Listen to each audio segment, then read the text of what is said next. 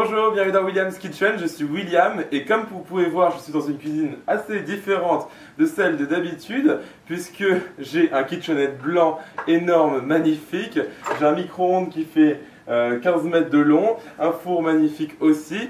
Vous l'avez deviné sûrement en voyant toutes mes vidéos Snapchat mais aussi sur Facebook puisqu'en fait je suis aux États-Unis et donc je suis dans une cuisine américaine et je vais vous partager donc quelques recettes dans cette cuisine. Et j'ai profité justement d'avoir des ingrédients américains à portée de main justement pour faire des recettes vraiment authentiques comme toutes celles que je vous ai partagées jusqu'à présent dans cette chaîne YouTube. Et aujourd'hui, je vais commencer donc avec la recette traditionnelle du Blueberry Pie que je vais associer au cheesecake. Et on va faire un Blueberry Cheesecake Pie. Ça va être magnifique, franchement ça va être super bon. Parfait pour l'été puisque les myrtilles sont de saison aujourd'hui. En tout cas, vous allez voir, ça va être super simple et vraiment délicieux. Alors, je vais commencer par la pâte sablée. Pour cela, vous aurez besoin de 500 g de farine. Ici, j'ai 150 g de sucre glace, 10 centilitres de lait, mais ici j'utilise du buttermilk puisque je suis aux États-Unis et que ça se trouve super facilement et que je vais faire d'autres recettes avec. Ici, j'ai 2 gros jaunes d'œufs, une cuillère à café à peu près de cannelle moulue. On aura la même quantité de vanille, donc d'extrait naturel de vanille liquide ou en poudre.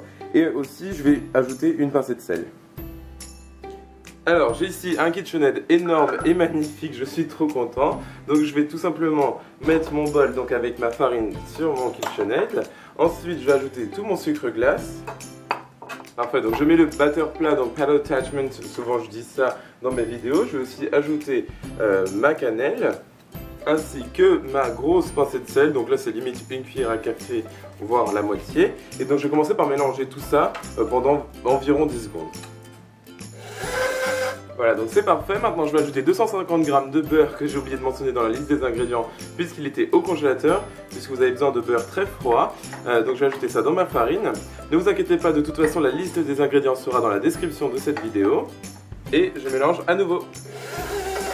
Voilà, c'est parfait. Comme vous pouvez peut-être voir, j'ai des morceaux de beurre par-ci par-là, ce n'est pas homogène, donc c'est parfait, c'est exactement ce que je veux. Donc maintenant, je vais ajouter mes 2 jaunes d'œufs, ainsi que ma vanille. Je vais mélanger ça et ensuite je vais ajouter mon lait ou votre lait fermenté, donc buttermilk, progressivement dans la préparation jusqu'à ce que vous ayez une pâte homogène et qui se forme une boule.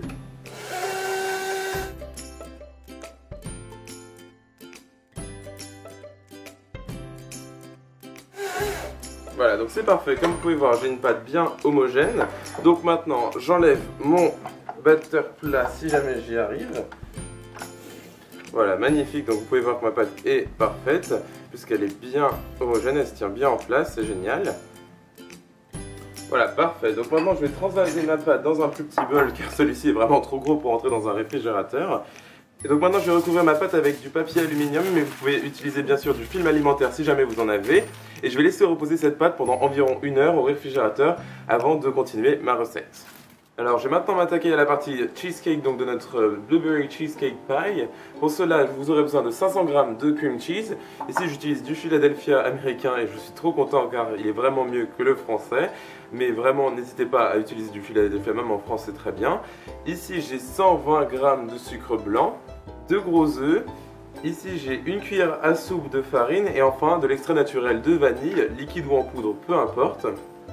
Je vais tout d'abord commencer avec une maryse à travailler le cream cheese puisqu'il est assez épais par rapport à celui français. Et vous pouvez très bien faire cette étape dans un robot sur soc si vous le souhaitez. Voilà, très bien, maintenant j'ajoute ma vanille. Alors comme vous pouvez voir, j'ai changé de saladier puisque celui que j'utilisais tout à l'heure était beaucoup trop petit. Et je vais utiliser aussi un batteur comme celui-ci. Et donc maintenant je vais ajouter un premier œuf et l'incorporer avec mon fouet électrique. Maintenant que mon premier œuf est incorporé, je peux ajouter le deuxième et me battre à nouveau. Pensez toujours bien à racler les bords de votre saladier. Voilà, c'est magnifique. Maintenant je vais terminer par ma farine et incorporer ça à la maryse. Alors il est maintenant temps de passer à la partie à la myrtille, donc la plus importante pour ce dessert. Et pour cela, j'ai 650 g de myrtilles qui sont bien grosses, elles sont vraiment parfaites, je suis très content. Ici j'ai 30 g de maïzena et un citron, puisqu'on va utiliser le zeste mais aussi un peu de jus. Et enfin de la cannelle, mais ça c'est optionnel, si jamais vous n'aimez pas, vous pouvez très bien l'enlever de cette recette. Donc tout d'abord, je vais commencer par mettre mon zeste de citron. Donc vous en mettez autant que vous le souhaitez, mais ça apporte vraiment un côté très sympathique avec les myrtilles. Donc vous mettez environ le zeste d'un citron. Parfait, maintenant je vais y mettre quelques cuillères à soupe de jus de citron. J'ajoute aussi ma cannelle, donc là vous en mettez vraiment aussi pas beaucoup si jamais vous n'aimez pas ça, voire pas du tout. Et enfin ma maïzena. Donc environ 2 cuillères à soupe. Et je vais mélanger le tout avec une cuillère à soupe justement. Voilà, donc c'est génial, comme vous pouvez voir j'ai une préparation bien homogène. Donc maintenant on va pouvoir s'attaquer à la partie donc pâte sablée de notre paille. Alors j'ai ici ma pâte qui a reposé pendant environ 1 heure, donc elle est parfaite, bien dure. Donc maintenant je vais la déposer sur mon plan de travail fariné. Puisque je vais faire 2 tartes aujourd'hui dans des moules assez petits, au lieu d'en faire une grande, je découpe ma pâte en 4 portions égales. Et je vais étaler ma pâte en cercle pour justement la mettre ensuite dans mon moule. Voilà, ensuite vous rabattez les bords de votre tarte en enlevant l'excédent de farine avec votre rouleau à pâtisserie. Et donc maintenant je vais étaler ma pâte dans mon moule graissé. Ici c'est un tout petit moule, il doit faire environ 18 cm de diamètre. Mais vous pouvez très bien utiliser un moule bien plus grand et faire justement avec qu'une seule portion de pâte. Comme c'est de la pâte sablée, n'hésitez pas à la travailler avec vos mains et à venir compléter les endroits justement où il y a des trous dans votre pâte, car elle se travaille très facilement, un peu comme de la pâte à modeler.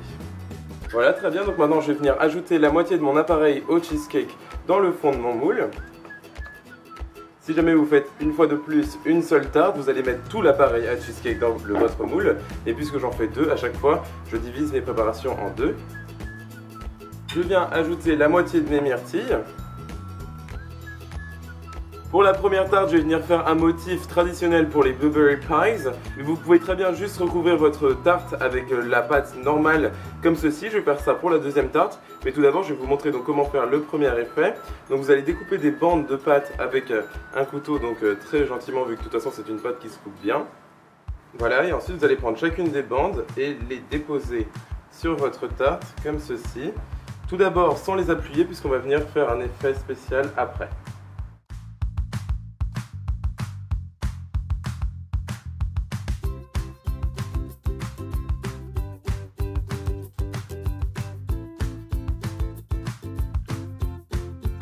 Et voilà. Et ensuite, maintenant, vous allez tout simplement appuyer la pâte comme ceci sur les bords de votre tarte.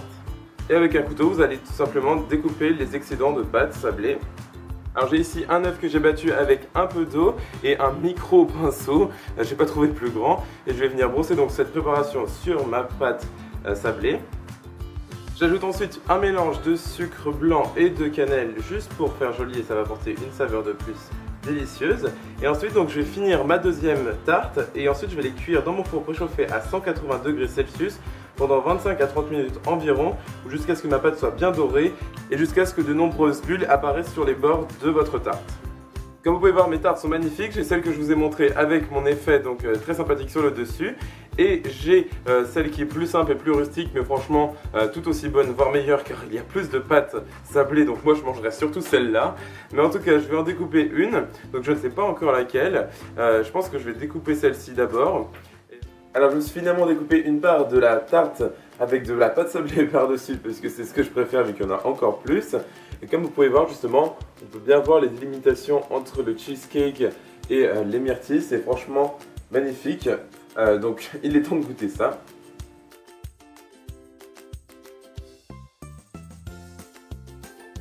Le ratio cannelle, citron, cheesecake, myrtille, franchement ça va super bien ensemble. Faites-moi confiance, c'est vraiment super bon. Vous pouvez très bien faire cette recette sans les myrtilles en utilisant un autre fruit, mais je pense que c'est vraiment le fruit qui va le mieux ici. De toute façon, c'est quand même la recette d'un blueberry pie. Et si jamais vous voulez que je vous montre comment faire d'autres tartes dans cette chaîne YouTube un peu plus fruitée et légère que mes gâteaux à 7 étages par exemple, n'hésitez pas à me le mettre en commentaire de cette vidéo et à liker cette vidéo. Retrouvez la liste des ingrédients dans la description de cette vidéo ainsi que les réseaux sociaux où vous pouvez me partager des photos de vos créations culinaires comme Facebook, Instagram, Twitter et Snapchat. Et je vous retrouve dans la prochaine vidéo. Salut!